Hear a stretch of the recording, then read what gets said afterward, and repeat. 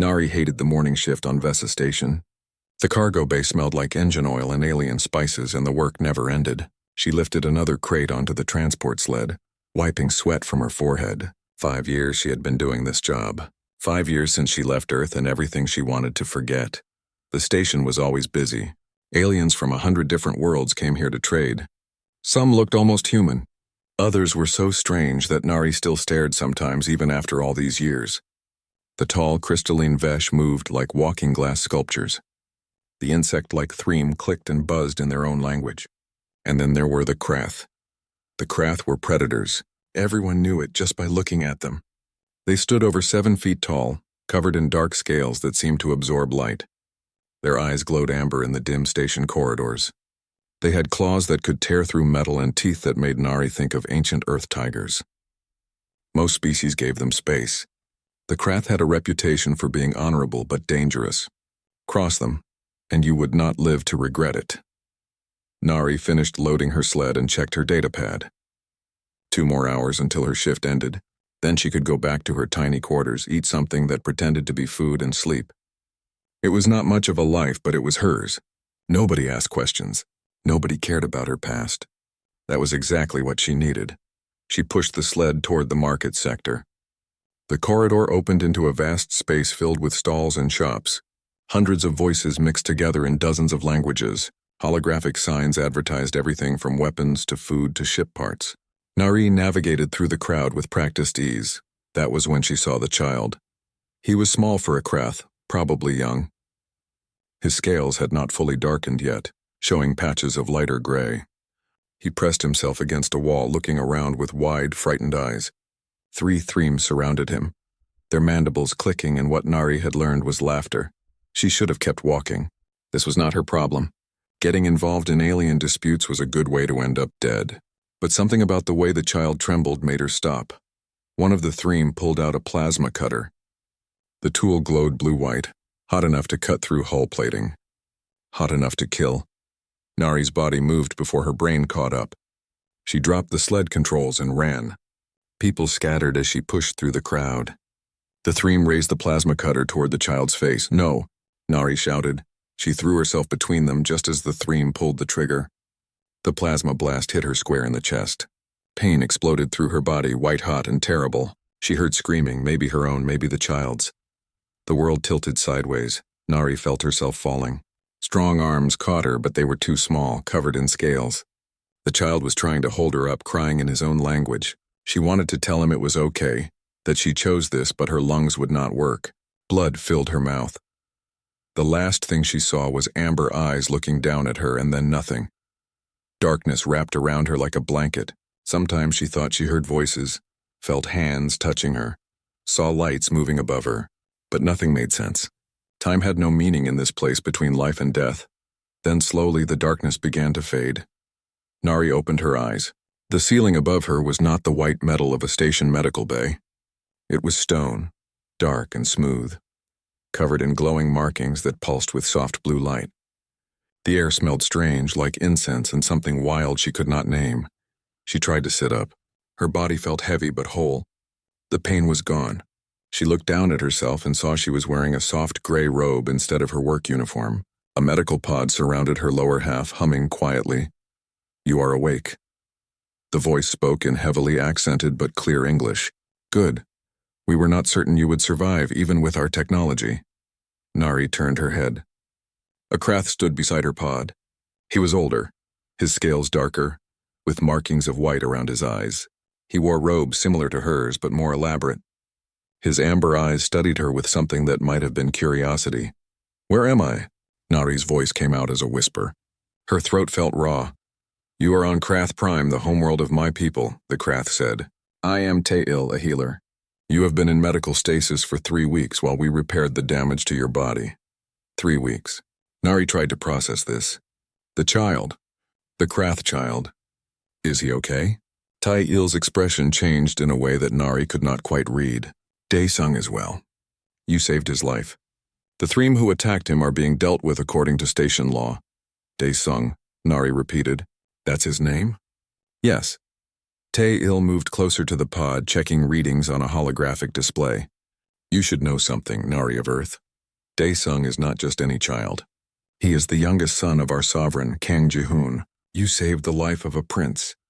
The words took a moment to sink in. I didn't know. I just saw a kid in trouble. We know. That makes your action even more significant. Tae-il's voice grew serious. By our law, you have created a life debt that goes beyond simple gratitude. You gave your own life to preserve the sovereign's bloodline. This cannot be ignored or repaid with simple thanks.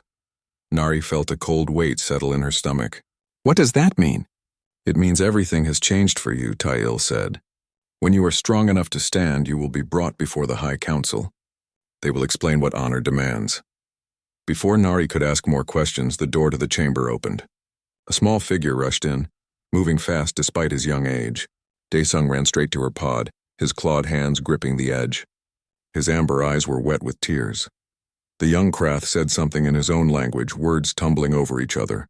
Nari did not understand them, but she understood the tone. Relief, gratitude, fear that she might disappear again. Without thinking, Nari reached out and touched the top of his head. His scales were warm under her palm. It's okay, she said softly. I'm okay. Daesung grabbed her hand with both of his, holding tight.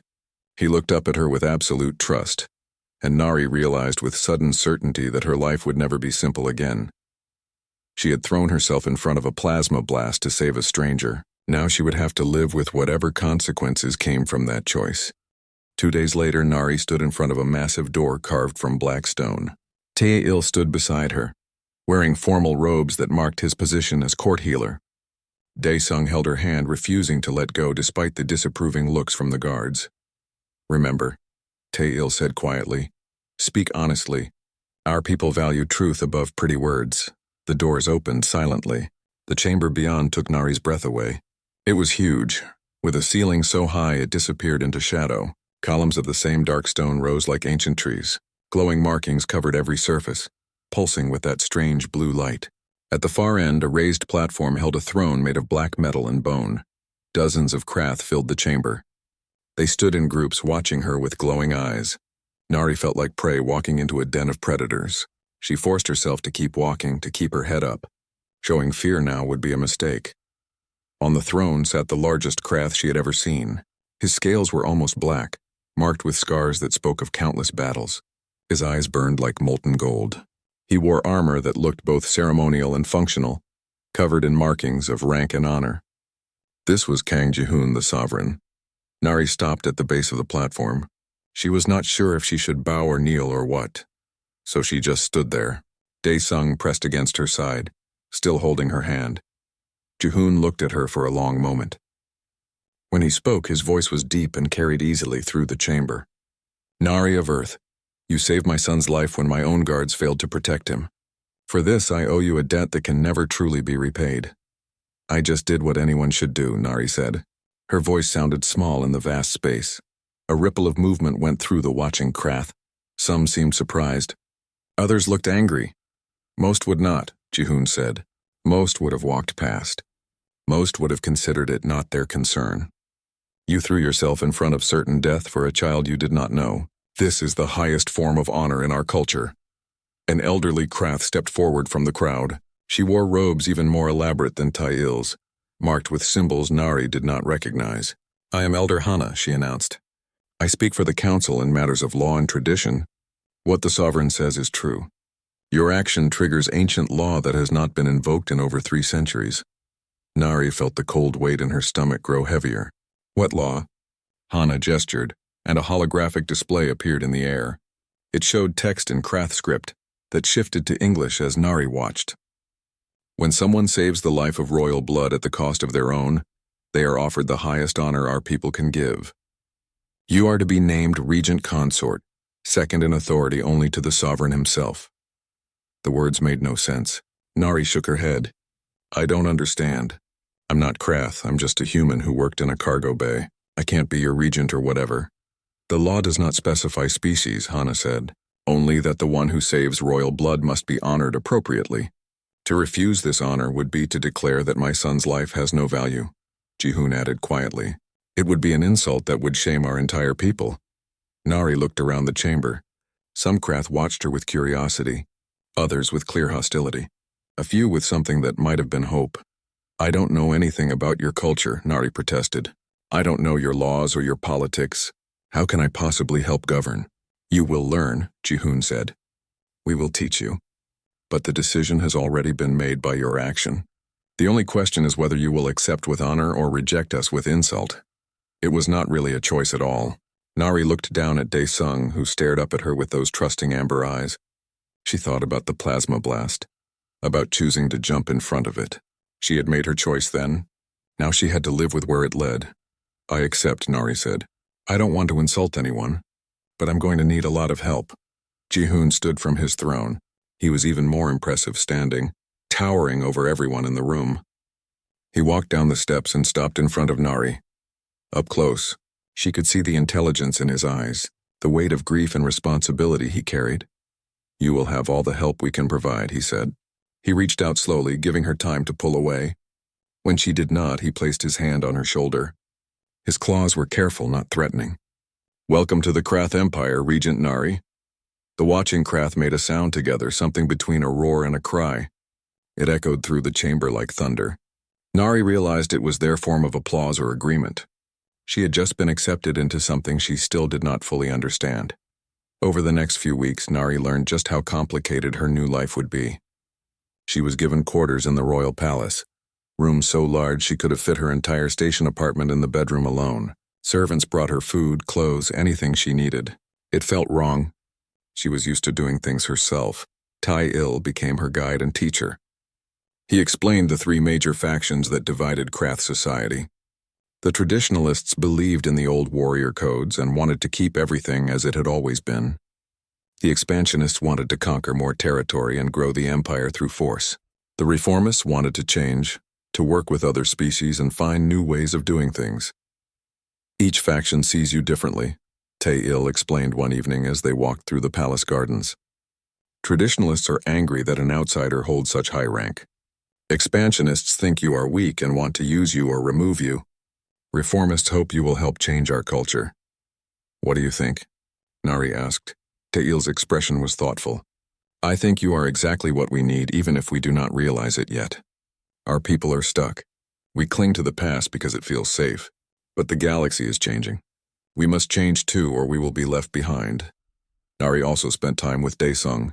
The young prince followed her everywhere, teaching her words in the Krath language and showing her around the palace. Through him, she learned things her formal teachers would not tell her. Which council members were kind, which ones were dangerous, how to read the subtle body language that Krath used to show respect or challenge. One night she found Dae-sung sitting alone in a garden courtyard, shaking. When she approached, she realized he was crying, trying to be silent about it. She sat down next to him without asking permission. "Bad dream?" she asked softly. He nodded, not looking at her. In halting English mixed with Krath words, he told her about the nightmares, about watching his mother die 2 years ago, about the fear that never quite went away. Nari listened. She did not tell him to be strong or brave. She just let him talk. When he finally stopped, she put her arm around his shoulders. "It's okay to be scared," she said. "Being brave doesn't mean not feeling afraid. It means feeling afraid and still doing what you need to do." Dae-sung looked at her with surprise. "Our teachers say fear is weakness." "Your teachers are wrong," Nari said firmly. "Fear keeps you alive. It reminds you to be careful.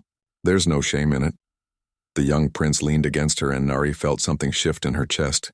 She had not wanted this position. She had not asked for this responsibility.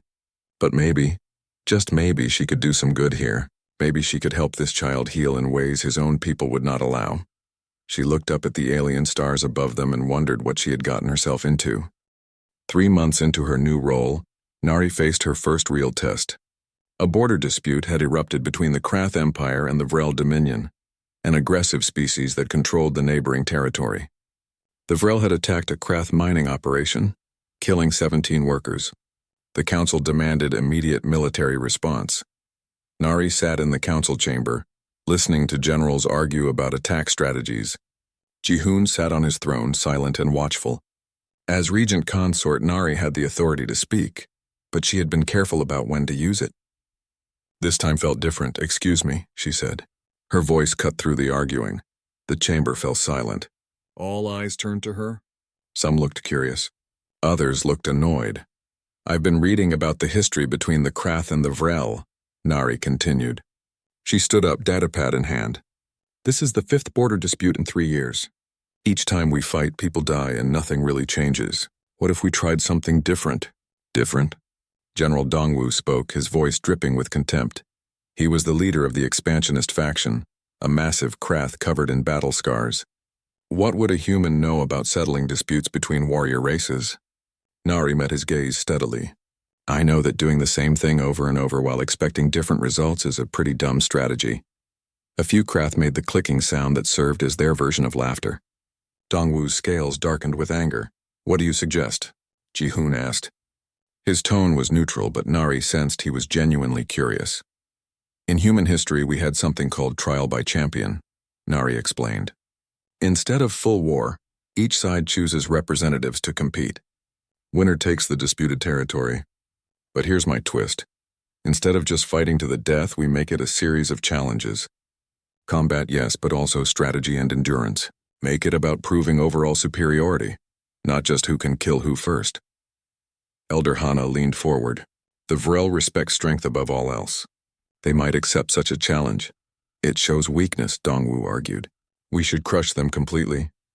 It shows confidence, Nari countered. It says we're so certain of our superiority that we don't need a full war to prove it. Plus, it saves lives on both sides. Lives that could be used for more important things than dying over a mining operation. The debate continued for over an hour.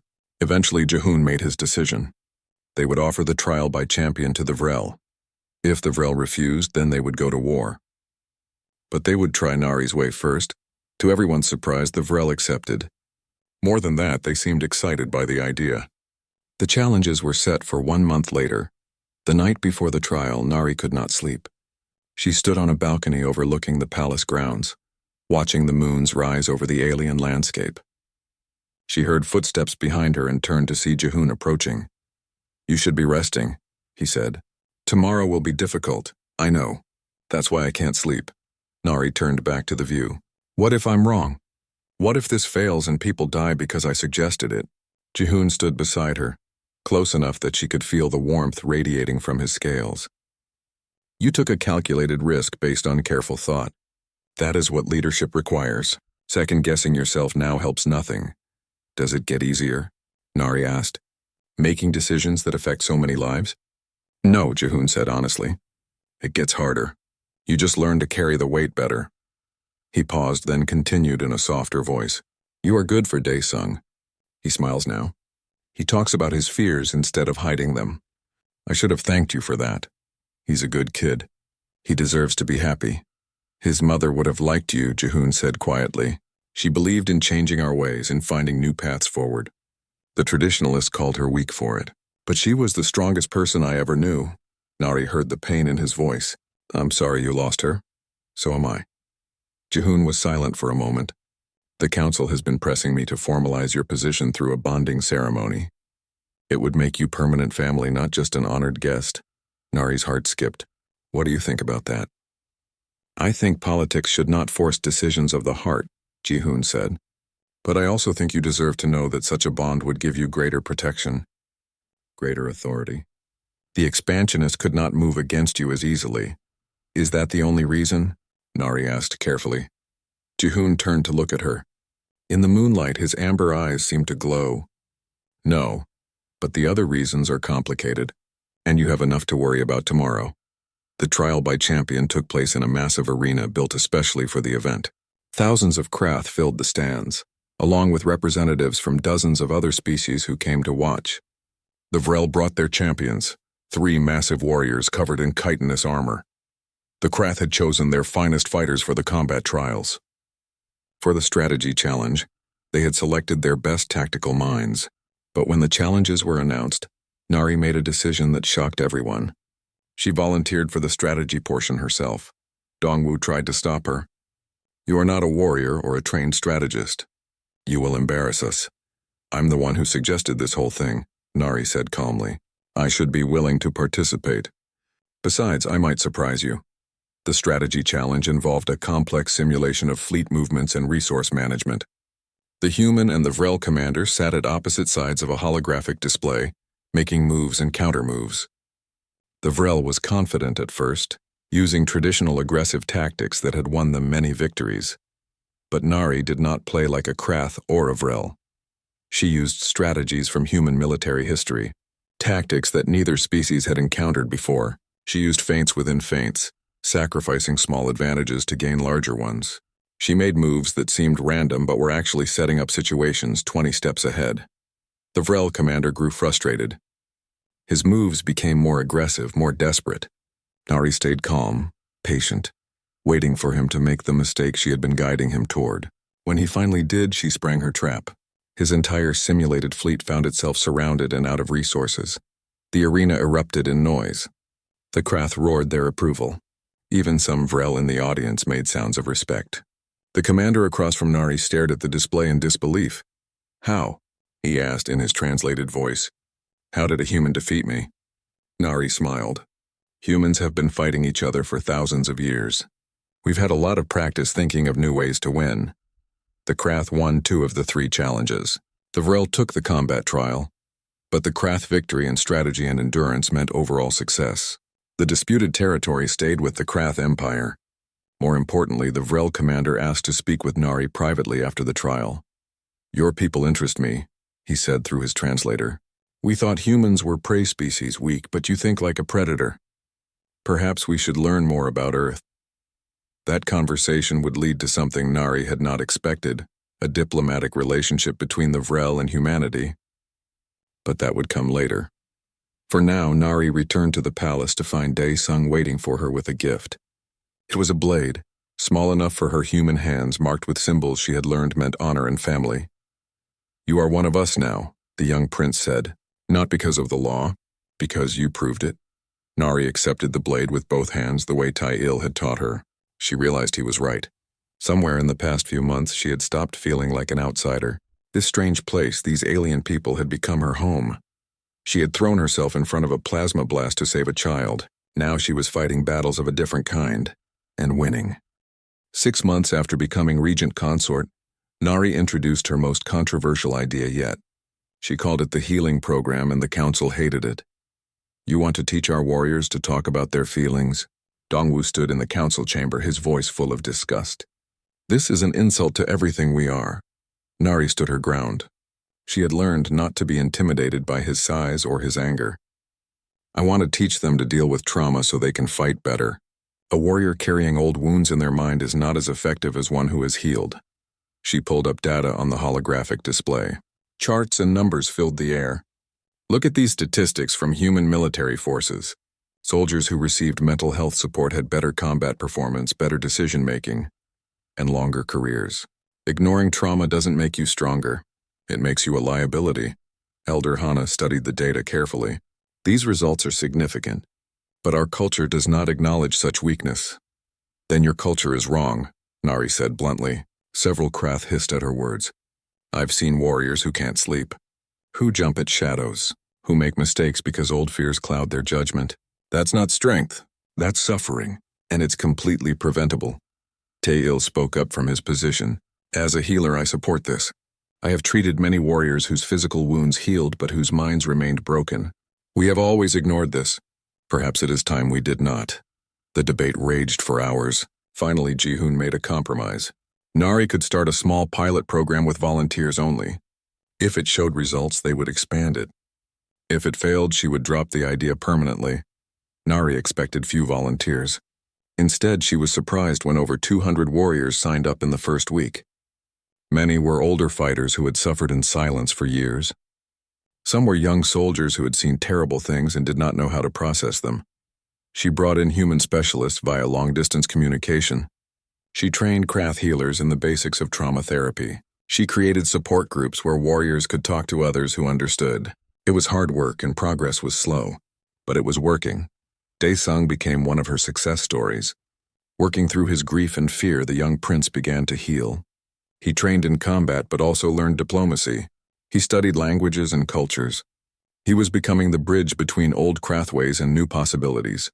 But not everyone was happy with the changes. Nari was visiting a mining colony on the Empire's edge when the attack came. She had gone there to meet with workers to understand their lives and needs. It was supposed to be a routine diplomatic visit. The explosion tore through the transport station just as Nari's shuttle was landing. Her pilot reacted fast, pulling them away from the blast, but armed fighters were waiting, their weapons aimed at the shuttle. "Get down," one of her Krath guards shouted. Nari dropped to the floor as weapons fire tore through the shuttle's walls. They crashed into the landing pad, metal screaming. Her head hit something hard. Blood ran into her eyes, but this time Nari was not unprepared. She had been training with Tail and Jihoon for months. She knew how to fight now, combining human speed and unpredictability with Krath combat techniques. She grabbed a weapon from a fallen guard and rolled out of the destroyed shuttle. 3 attackers came at her. She shot the first one in the leg, dropped and swept the second's feet out from under him and used his falling body to knock the third off balance. Her surviving guards took advantage of the confusion to secure the area. When the fighting ended, they had captured 5 attackers. Interrogation revealed what Nari had suspected. Dongwu had ordered the attack. He saw her changes as a threat to traditional Krath values. If she died, the reforms would die with her, and the Empire would return to the old ways. The revelation split the council. Some demanded Dongwu's immediate execution. Others argued that he was only trying to protect Krath culture. The law was clear, though. He had committed treason and attempted murder of the regent consort. There would be a trial of blood. In a trial of blood, the accused must face judgment through combat. Traditionally, the sovereign would be their opponent. But Nari invoked her right as the wronged party to stand trial herself. The announcement caused chaos. No regent had personally fought in a trial of blood in over 300 years. Many thought she was being foolish. Some thought she was being brave. Jihoon thought she was being insane. "He will kill you," Jihoon said flatly.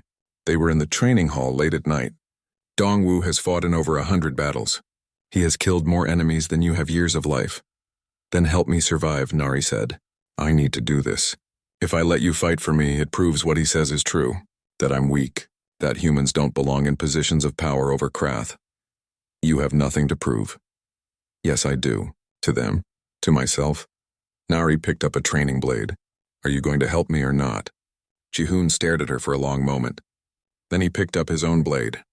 "You are going to make me lose more sleep than Daesung did as a baby." They trained every night for 2 weeks. Jihoon taught her to use her smaller size as an advantage, to be faster, more unpredictable. Tae-il taught her about Krath physiology, where they were vulnerable. Daesung, of all people, taught her about Dongwu's fighting style and his ego. "He thinks he is the best," the young prince explained. "He always has.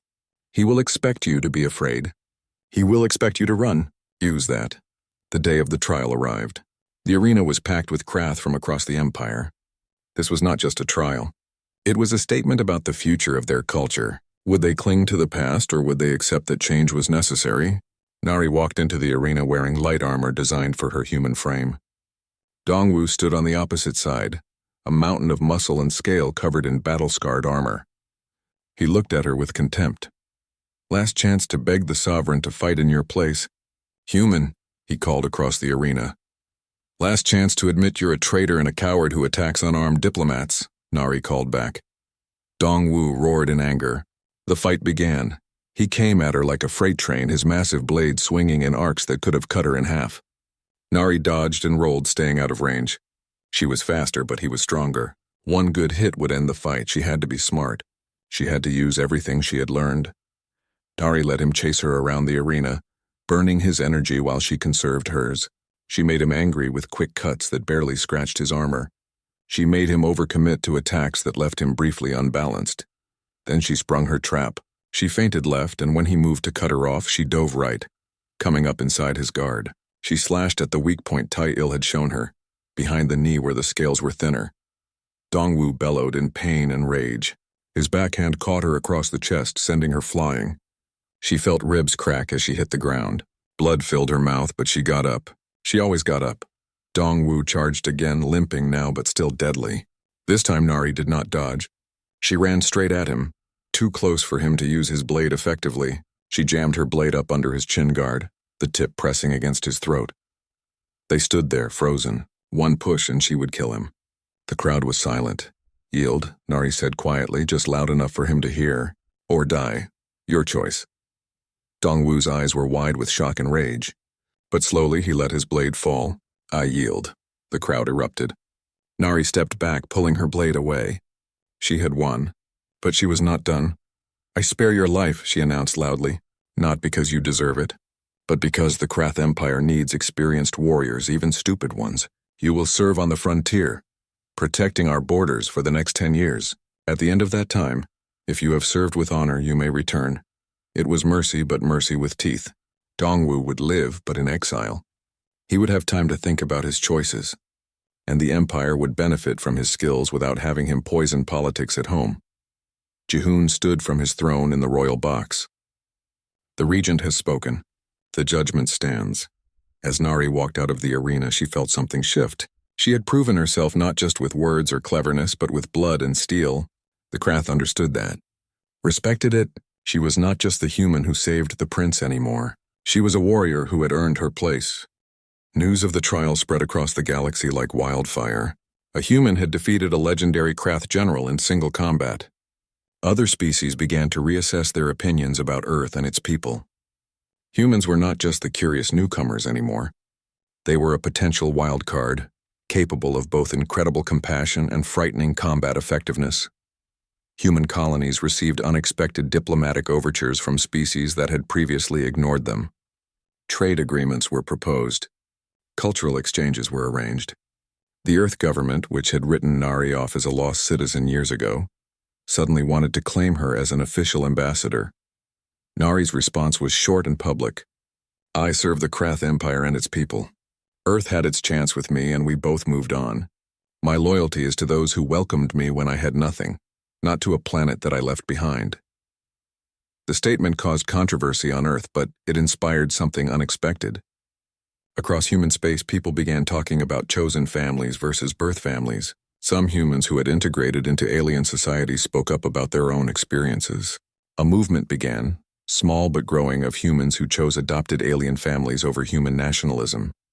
It was not what Nari had intended, but she was glad for it anyway. The galaxy was big enough for different kinds of families. 1 year after the trial, Jihoon asked Nari to walk with him in the palace gardens. It was late evening, and the moons cast silver light through the alien trees. They had grown comfortable with each other over the months, working together on matters of state, sharing meals with Dae-sung, existing in companionable silence. "The council has stopped pressuring me about the bonding ceremony," Jihoon said as they walked. "Your victory changed their minds about many things." "That's good," Nari said. "Political pressure is a terrible reason for that kind of commitment." "It is." Jihoon stopped walking and turned to face her.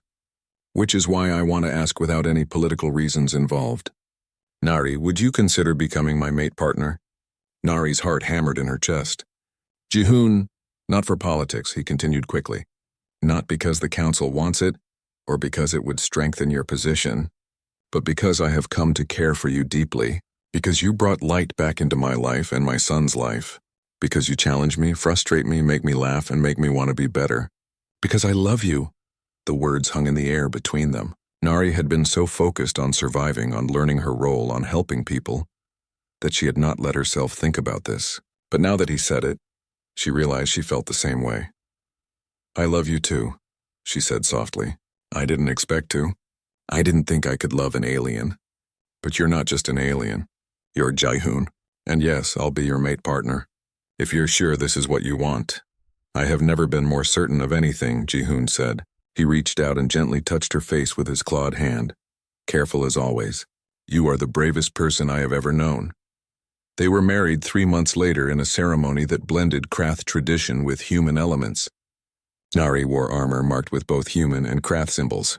Jihoon wore his formal regalia but added a human touch. A blue scarf that Nari had explained represented something borrowed and something blue from Earth wedding customs. Dae-sung served as the bond witness, a role traditionally held by a couple's first child, but adapted to honor the life debt that started everything. The young prince beamed with pride as he performed his duties. The entire empire celebrated. Even the traditionalists, while not entirely happy, could not argue with the genuine affection between their sovereign and his regent. The reformists saw it as a symbol of the new path forward. The expansionists were mostly just glad Dongwu was far away on the frontier. But Nari's work was far from over. 5 years after the incident on Vesa Station, she stood before the Krath High Council with a proposal. The healing program had been a massive success. Warrior effectiveness was up. Morale was higher. Suicide rates among soldiers had dropped by 70%. Now she wanted to expand it.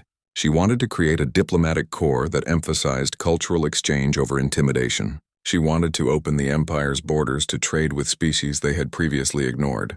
She wanted to invest in education and technology, not just military might. "We have been predators for so long that we forgot we could be something else too," Nari said to the assembled council. "We can be strong and honorable while also being wise and compassionate. These things are not opposites. They work together. Humans learned that lesson the hard way over thousands of years. Let us help you learn it faster." Elder Hana stood up. "The Regent Consort speaks wisdom. I support these proposals." Tail stood as well. "As do I. We have seen the benefits of change. Let us continue forward." One by one, council members stood in support. Not all of them. Some still clung to the old ways. But enough. More than enough. The vote passed. The Krath Empire began its transformation in earnest. Months later, Nari received an urgent message. Vesa Station was under attack. The same 3 mercenary group that had tried to kill Daesung years ago had returned with a larger force. They were taking hostages and destroying the station section by section. Nari did not hesitate. She assembled a rescue fleet and took command personally. This was where her journey had begun. She would see it through. The battle was brutal but quick. The Krath forces were well-trained and motivated. More importantly, they were led by someone who understood both compassion and ruthless efficiency. Nari gave the mercenaries one chance to surrender. When they refused, she showed them why humans had earned a reputation for being dangerous when protecting others. The mercenary leader was captured alive. Nari had him brought before her on the station's command deck. He stared at her with hatred. "You've become everything you were running from," he sneered. "A warrior, a leader, a killer. How does it feel?" Nari looked at him calmly. "You're right about one thing. I did become a warrior and a leader, but you're wrong about the rest. I'm not running anymore. I found something worth fighting for. People worth protecting. A family worth dying for." She gestured to the Krath soldiers around her, to the grateful station civilians being evacuated to safety, to the image of Ji-hoon and Dae-sung on her communication screen. "I threw myself in front of a plasma blast 5 years ago because it was the right thing to do. I'd do it again tomorrow. That's not weakness. That's strength, and you'll never understand that." The mercenary had no response. He was taken away to face justice under station law. Nari stayed on Vesa Station for 3 days, helping with repairs and relief efforts. She walked through the cargo bay where she used to work. It felt like a lifetime ago. The woman who had loaded cargo sleds and avoided questions was gone. In her place was someone who had claimed a throne through blood, sacrifice, and love. When she returned to Krath Prime, Ji-hoon and Dae-sung met her at the landing pad. Dae-sung, now a young adult in training to eventually join the council, ran up and hugged her despite the watching crowds. "Welcome home," Ji-hoon said, pulling her close. Home. Yes, that was the right word. This alien planet, these strange people, this impossible life, it was home. She had found her place in the universe, not where she expected, but exactly where she needed to be. That evening, Nari stood in the throne room.